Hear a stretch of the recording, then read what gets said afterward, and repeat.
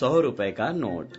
जी हाँ, दरअसल ये कहानी एक सयारा नाम की बच्ची की है। बात उस दिन की है जब सयारा देर से सोई तो देर से उठी तो हर काम में देरी होती चली गई। वह दौड़ते दौड़ते स्कूल बस तक पहुंच गई। एक पल की और देरी हो जाती तो बस छूट ही जाती। वह बस में चढ़ी ही थी कि रीमा बोली, एक ही सीट बची है, आखिरी वाली। सयारा बस में सबसे पीछे वाली सीट पर जाकर बैठ गई। स्कूल गेट आया, बस रुकी, बच्चे उतरने लगे। सयारा को सबसे बाद में उतरना था। अचानक उसकी नजर एक सीट के नीचे पड़ी। वहां 100 रुपए का एक नोट मुड़ा तुड़ा पड़ा था। सयारा ने झट से वह नोट उठा लिया। उसने वह नोट मुट्ठी में बंद कर लिया। वह क्लास में आ पहुंची। पलक झपकते ही उस नोट को उसने अपने स्कूल बैग में रख लिया। सुबह स्कूल में प्रार्थना सभा हुई। अब पहला पीरियड गणित का था। सयारा का मन पढ़ाई में नहीं लग रहा था। वह सोच रही थी कि इंटरवल में कोल्ड ड्रिंक पीऊंगी, 2 समोसे भी खाऊंगी, 2 पैकेट चिप्स भी ले लूंगी, तब भी रुपए बच ही जाएंगे। जैसे तैसे पहला पीरियड बीता। दूसरा पीरियड हिंदी का था, लेकिन सयारा तो इंटरवल का इंतजार कर रही थी। वह सोचने लगी कि आज तो मजा आ गया, 100 रुपए तो बहुत ज्यादा होते हैं। मुझे 2-3 दिन घर का टिफिन भी नहीं खाना पड़ेगा। यस, काश मुझे 100 रुपए हर रोज मिल जाते।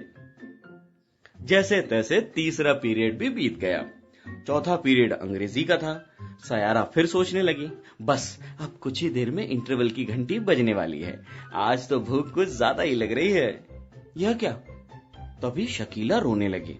क्लास के सारे बच्चे उससे पूछने लगे। वह रोते रोते बोली, मेरा 100 रुपए का नोट खो गया। पता नहीं कब स्कर्ट की जेब से गिर गया, कहाँ गिरा पता ही नहीं चला। स्कूल की छुट्टी के बाद मुझे अम्मी के लिए दवा लेकर जानी थी, अब्बू भी यहाँ नहीं है। अक्षरा ने कहा, स्कूल में रुपये लाना मना है, तुम लाई ही क्यों? अंशिका ने भी कहा, वह बता तो रही है कि मम्मी के लिए दवा ले जानी थी, अब क्या होगा? अंग्रेजी की टीचर गुरलीन कॉपियां जांच रही थी। शकीला ने पूछा तो उसने सारा किस्सा शकीला से जब उन्होंने पूछा तो शकीला ने सारा किस्सा सुना दिया। टीचर ने कहा, छुट्टी होने पर मुझसे 100 रुपए ले जाना, अम्मी को बता देना, जब मन हो मुझे रुपए लौटा देना, बस। तो भी इंटरवल की घंटी बजी। सयारा ने झट से अपना बैग उठा लिया। अचानक उसे न जाने क्या हुआ। वह टीचर से बोली, मैम शायद यह 100 रुपए का नोट शकीला का ही है, मुझे मिला था, यह लीजिए।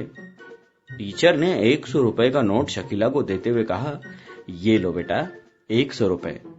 गुड सयारा, वेरी गुड। क्लासरूम में तालियां बजने लगी। अगल बगल की क्लास के बच्चे भी वहां आ गए। सब सयारा की ही बात कर रहे थे। दूसरे ही क्षण तालियों की आवाज बढ़ने लगी। सयारा की कुछ सहेलियों ने तो उसे कंधे पर उठा लिया और सब चिल्लाने लगे, सयारा सयारा सयारा।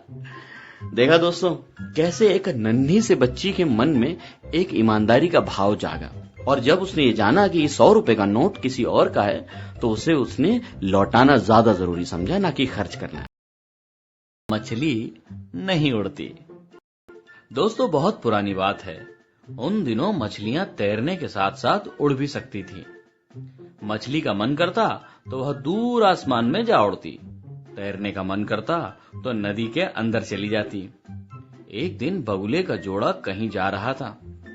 बगुला मछली से बोला कि हमारे अंडों का ध्यान रखना, हम किसी से मिलकर अभी आते हैं। दोपहर हुई तो मोर ने मछली से कहा, मोरनी न जाने कहां चली गई, उसे ढूंढने जा रहा हूं, हमारे अंडों का भी ध्यान रखना। उन सब के लौटने तक मछली ने अंडों का ध्यान रखा। शाम हुई तो चूहिया ने मछली से कहा, मैं भी जरा घूमने जा रही हूं, तो मेरे बच्चे अकेले हैं, तो तुम जरा पहरा दे देना। मछली पहरा देने लगी। चूहिया रात को लौटी।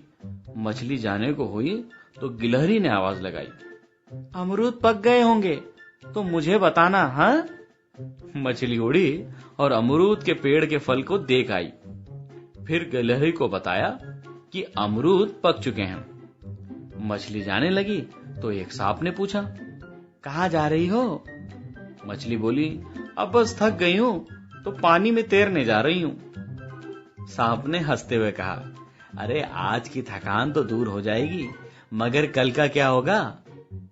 मछली चौंकते हुए पूछने लगी, मतलब? सांप ने जवाब दिया, मतलब यह कि हर कोई तुम पर रौब जमाता है।